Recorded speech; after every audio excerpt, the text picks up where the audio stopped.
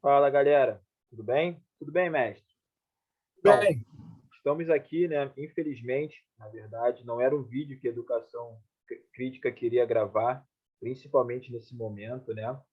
Mas é um vídeo extremamente necessário a partir da barbaridade que sofreu um refugiado, Moise, no Rio de Janeiro, na Barra da Tijuca. Mas antes, propriamente também, galera, de começar o vídeo, passar a palavra para o Jorge, para que ele possa aí dar a sua opinião sobre essa barbárie, eu vou pedir para vocês aquele simples pedido aí, né, que a gente sempre faz também no início dos nossos vídeos, que é curtir o nosso canal no YouTube, né, Educação Crítica Oficial, tá? E também nos seguir lá no Instagram e ativar o sininho aqui no YouTube, que é extremamente importante para que você possa acompanhar esse trabalho. E o ano de 2022, a Educação Crítica se propõe, né, a sempre trazer uma opinião diferente do senso comum, baseado em estudos, em dados, né, como nós sempre realizamos ao longo dos nossos 6 anos de trabalho, né? Completamos 6 anos na última semana de janeiro de 2022. Então, mestre, pode começar. bom, vamos lá. Boa Boa noite a todos. Boa noite, Magno. Boa noite, noite, nossos mestre. seguidores. Esse tema de hoje, como você falou muito bem, é um tema que com certeza a gente não queria estar falando, né? É um tema penoso, é um tema cruel, mas é importante que a gente fale aqui que, para nós, sinceramente, não é uma surpresa, porque o Brasil ele teve 388 anos de escravidão oficial. Foi o país no mundo que mais tempo demorou a libertar os escravos, certo? E quando libertou, segundo até o nosso texto que está rodando aí pelo Instagram, ele não libertou, ele tirou da senzala, mas deixou preso as condições socioeconômicas. O negro não teve acesso ao trabalho, não teve acesso à educação, igualzinho hoje, nada mudou. Né? Então, esse racismo ele é histórico no Brasil. E, Magno, eu costumo dizer isso nas minhas aulas. O racismo do Brasil, na minha opinião, não é verdade, não, é a minha opinião, tá? O racismo no Brasil é o pior do mundo porque ele é velado, ele é mentiroso, ele é farsante. Inclusive, alguns intelectuais, que fiquem registrados isso aqui nesse vídeo, são cúmplices disso, como principalmente Gilberto Freire com Casagrande e Senzala, dizendo que existe essa miscigenação. O próprio pai do Chico Buarque também, ele fala, dentro daquela linha dele, dizer que aqui todo mundo é irmão, não tem nada de irmão. Né? O racismo é bastante significativo. E ele se manifestou de forma radical em cima do congolês, principalmente após a eleição do Bolsonaro.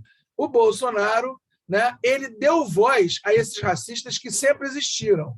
Isso não é culpa do Bolsonaro, não, que fique bem claro isso. O Bolsonaro deu voz a esses caras. Já é racista, machista, homofóbico, sempre houve no Brasil. Ele deu, como se fala hoje, lugar de fala. Ele deu espaço para esses caras falarem e fazerem essas atrocidades que foi feita com o congolês. Fiquei muito triste, muito chateado, porque o Brasil tem uma política externa de abrigar refugiados do mundo todo. Um país, talvez seja um país mais importante nisso, de abrigar refugiados. E esses congoleses, esses africanos, eles vêm fugindo de guerras dentro da África para o Brasil, achando que aqui vão encontrar a vida. E, por ironia do destino, esse congolês encontrou a morte de forma estrondosa, radical, né? Desumana. Porque quem mata daquela forma não tem nenhum vínculo com a humanidade, com o ser humano. Essas são as minhas palavras, Magno. Não, mestre, é muito importante, né, a partir da sua fala, principalmente sobre a escravidão, né? A gente tem que sempre tocar nesse assunto, porque, como você falou brilhantemente, a maior característica do Brasil é a escravidão. Isso é um fato. A maior característica social do Brasil é a escravidão. Por quê? É só você observar os casos de violência no Brasil, né? E o que mais chama a atenção na barbárie, eu vou chamar aqui de barbárie, galera, porque é quando você tem, por exemplo, a ideia de se amarrar uma pessoa, agredi-la no espaço público, tá? E que isso fique bem evidente também, que isso não é uma prática de agora. O Brasil, ele é o país do linchamento. O Brasil é o país do linchamento em praças públicas. Isso vem com a escravidão, mas isso continua após a escravidão.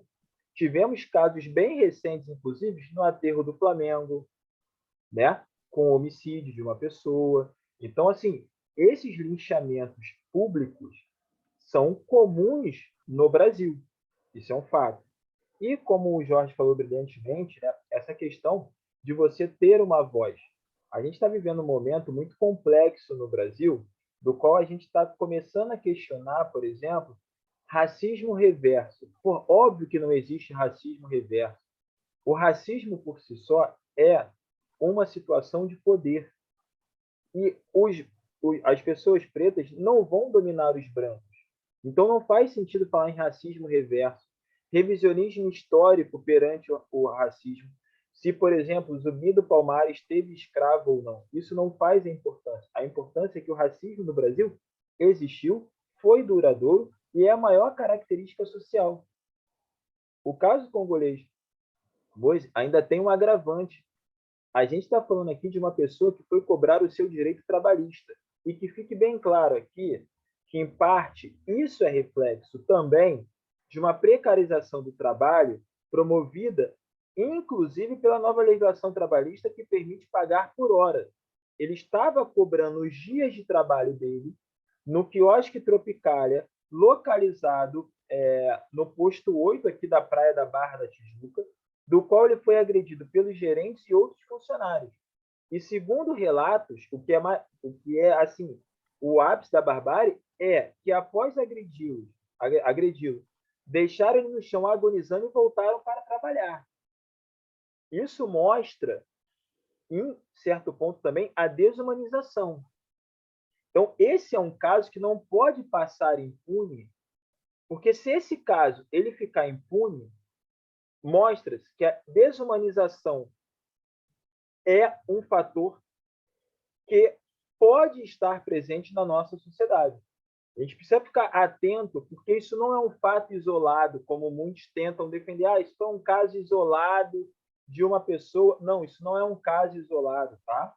Isso acontece no Brasil e quase que diariamente. Linchamentos públicos, espancamentos. E aí, a exploração do trabalhador que está ali, a exploração do imigrante que está chegando, no caso dos refugiados.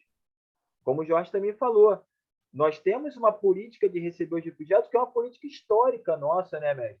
Então, assim, a gente recebe bem o refugiado. A família dele mora no Brasil, né? A família dele mora aqui no Brasil. Então, isso são fatores extremamente importantes que a gente precisa ficar atento aí com esse caso, Médio. Isso. É importante que a gente... Você falou uma coisa vital. Isso não pode ser comum. Isso não pode ser aceito de jeito nenhum, né? Tem uma repercussão significativa e isso tem que ter uma atitude da justiça para gerar exemplo para outras pessoas para não acontecer de novo. Senão vira normalidade, né? O Brasil já tem um histórico muito ruim. É o país que mais mata gay no mundo. Está entre os 5 países que mais mata mulheres no mundo. A cada 3 horas, uma mulher é morta dentro do Brasil. Então, veja bem, a gente não pode se notabilizar por essa característica. A gente tem muito mais característica positiva. Não pode ser essa negativa que nos mostre, que nos divulgue lá para fora, né? Importante que vocês pensem nisso, é importante que a justiça abra. É isso aí, Magno. Isso aí, mestre. Tá? Obrigado, galera. Obrigado a vocês. O vídeo aqui até o final e, claro, obrigado sempre aí por vocês apoiarem sempre o nosso trabalho. Grande abraço, mestre. Grande abraço a todos. Grande abraço. Valeu. Valeu, mestre.